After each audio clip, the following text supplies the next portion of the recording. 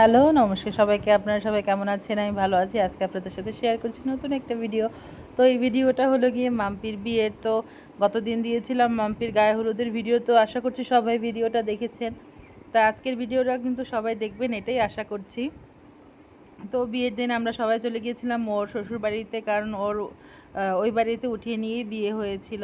তা আমরা সবাই সেজে গুজে সুন্দর করে চলে গিয়েছিলাম। আর খাওয়া দাওয়া খাওয়ার পরে মেয়ের তো ঘুম পেয়ে গেছে, তাই মেয়েকে কোলে নিয়ে একটু ঘুম পাড়াচ্ছিলাম।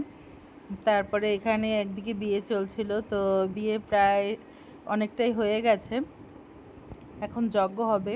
তো আমি সুন্দর প্রথম থেকে ভিডিওটা করতে পারিনি, তো যখন একটু স্কোপ পেলাম তখন ভিডিওটা করতে চলে গেলাম, কারণ আপনাদের সাথে শেয়ার করার জন্য অবশ্যই আমাকে কিছু ক্লিপ তো নিতেই হতো, না হলে আপনাদের সাথে কীভাবে শেয়ার করব বলুন।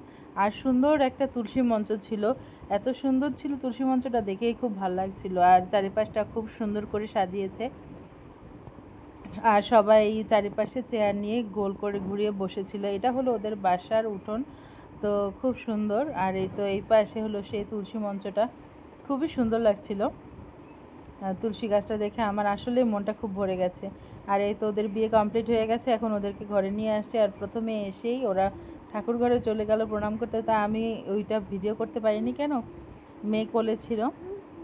আর এই তো এখন সবাই জোগাড় দিচ্ছে, বউকে নিয়ে ছেলে ঘরে ঢুকেছে তার জন্য।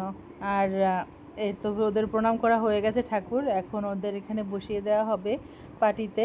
এখন ওদের যে বিভিন্ন ধরনের স্ত্রী আচার, ওই বিভিন্ন খেলাধুলা করানো হয় বিয়ের পরে, ওগুলো সব করানো হবে। তারপরে ওর মা সব কিছু নিয়মকানুন ওদেরকে দিয়ে করিয়ে নেবে, এই জন্য এখানে ওদেরকে বসানো হয়েছে। যে এখন ওর মা সব পাঁচ আয়কে নিয়ে এই ওদেরকে বরণ করে নিচ্ছে। প্রথমে ছেলেকে বরণ করলো ঘিয়ের প্রদীপ দিয়ে, তারপরে কুলো দিয়ে, আর তারপরে বউকে। তো এইভাবেই আমাদের মধ্যে বিয়ের পরে ছেলে বউ যখন নিয়ে বাসায় যায়, তখন এভাবেই ঘিয়ের প্রদীপ দিয়ে মুখ দেখা হয়।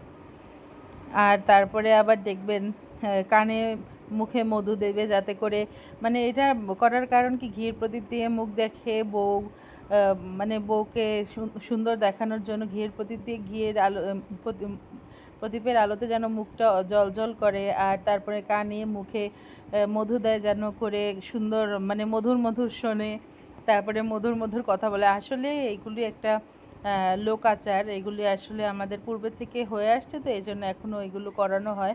আসলে এগুলোর কোনো তেমন কোনো ভিত্তি নেই আমি মনে করি যা, কিন্তু এগুলি আসলে তো লোকাচার, এগুলি পূর্বের থেকে হয়ে আসছে, এই জন্য এখনও সবাই এই রিচুয়ালগুলি পালন করে।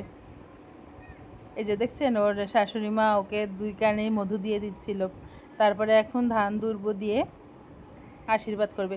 এই ধান দুর্ব দেওয়ারও কারণ আছে, কারণ ধান দুর্ব হলো গিয়ে দুর্ব কখনোই মরে না।